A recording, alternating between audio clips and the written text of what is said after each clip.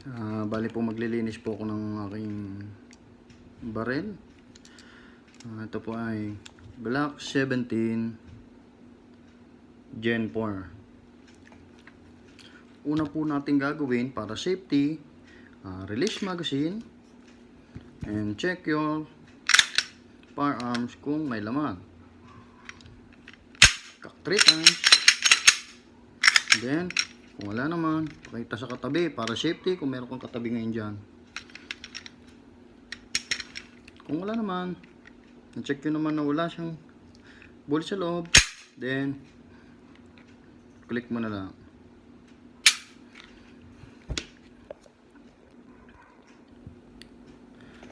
Umpisa po tayo sa pag-disassemble ng ating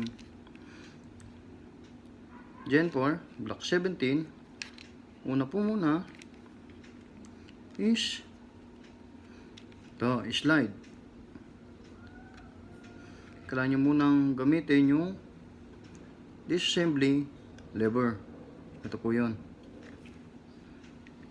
Then push back, konti lang. Per receiver and low receiver. Unahin po natin kalasin yung per receiver. Pag ako po naglilinis na barel, binababad ko lang siya sa pinaghalong diesel at crudo. Yung mga bakal lang po, huwag nyo nang idama yung plastic. Sunod natin kakalasin ay yung recoil spring. Ito po yung recoil spring assembly. Okay? Then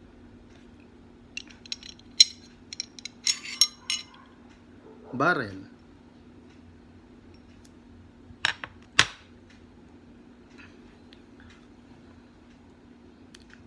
Cover plates.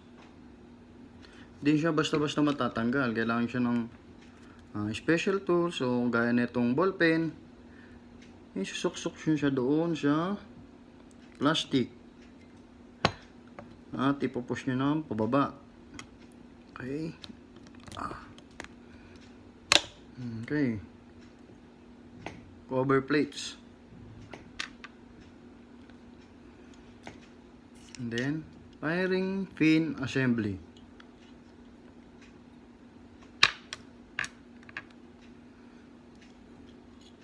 Extractor, depressor, plunger spring. Huwag po kayong ma-confuse dito ha.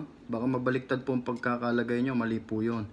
Kaya dapat yung titigan kung nasa yung plastic, yun po yung nasa dulo.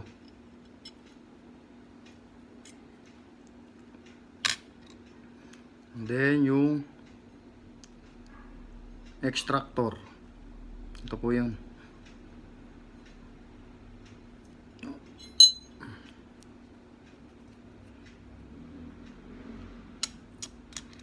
And firing pin safety.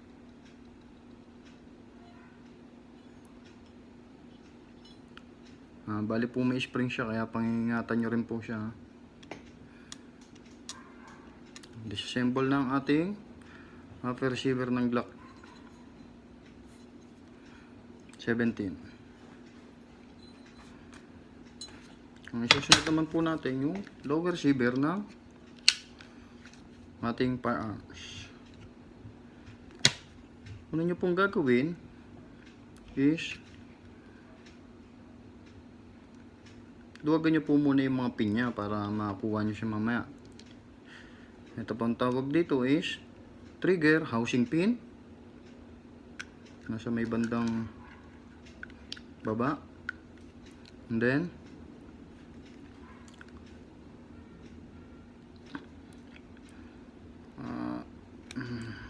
locking blocks. Ito. Locking blocks. Locking blocks. And then ito, trigger pin. Ito po siya. Ito po yung trigger pin. Hindi siya basta-basta matatanggal kasi matigas din po ang ulo niya. Kailangan nyo po siyang galaw-galawin.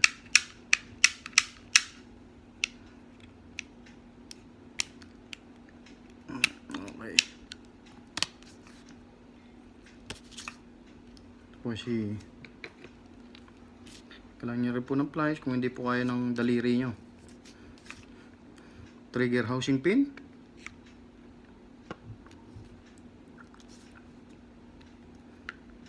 Lock and block pin. And trigger pin. And susunod nyo pong tantasin ang tinatawag nating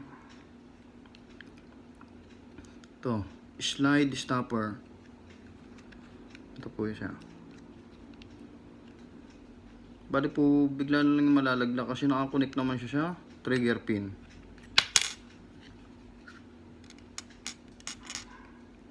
Ito po.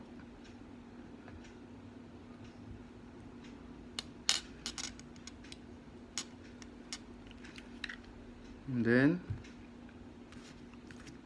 yung locking blocks. Ito po. Locking blocks. Trigger bar and trigger with trigger housing. Ito po siya. Trigger bar with trigger housing. Ina-advise ko lang po na huwag nyo na rin pong kalasin nila kasi baka po kayo mahilo kung paano po siya ibalik. Nakita nyo naman po kasi may spring po siya sa loob. Baka kayo mahilo. Dali naman po siyang linisan at tanggalin yung mga konting alikabok.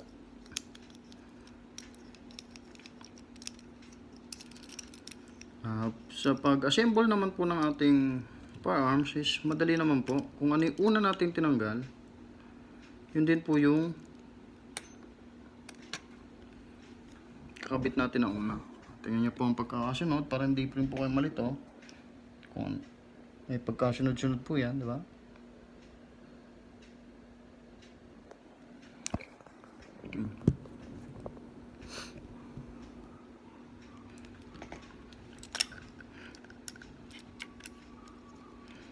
Ito pong lower receiver natin. Nakabit na po natin tong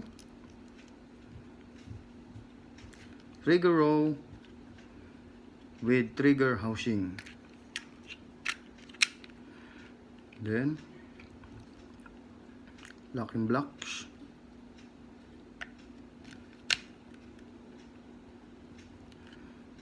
Unahin nyo po muna tong trigger pin. Pero hindi nyo po siya ipapasok, ha. Then ito pong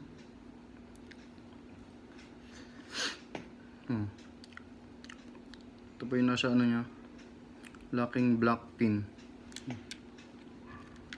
Ito po siya, ha. Taas. Then trigger housing pin.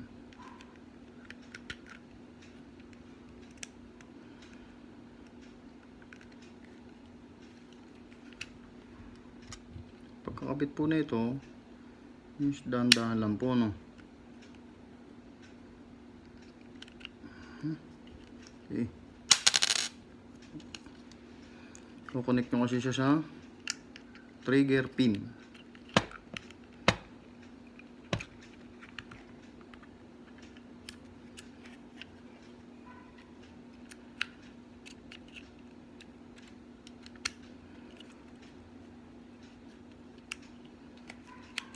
Kailangan nyo pong galaw-galawin para mas mabilis nyo pong maipasok.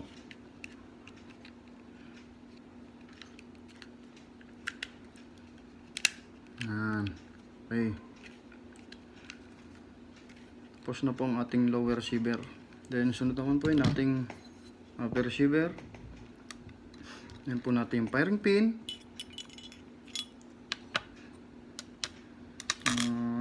Ito muna palang firing pin safety.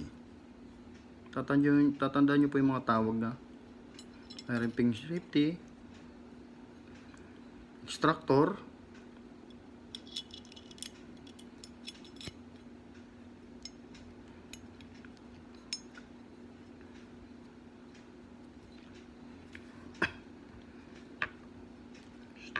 and then extractor, depressor, plunger, spring. Yan po ha, sinasabi ko ha. Yung plastic. Then yung firing pin assembly.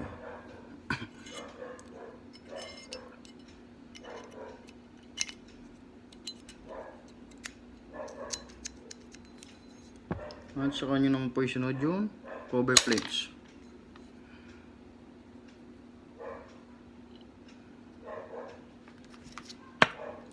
Huwag po kayong magagamit ng mga matatalim na object.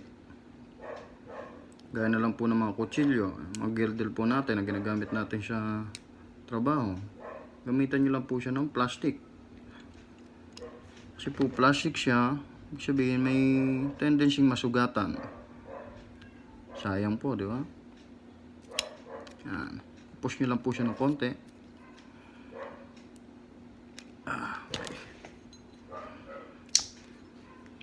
Then yung barrel.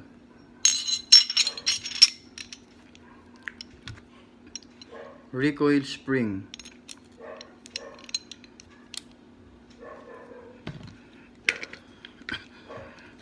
Tapos na po ang ating fire receiver. At i-connect na po natin siya kung okay po ang pagkaka-assemble.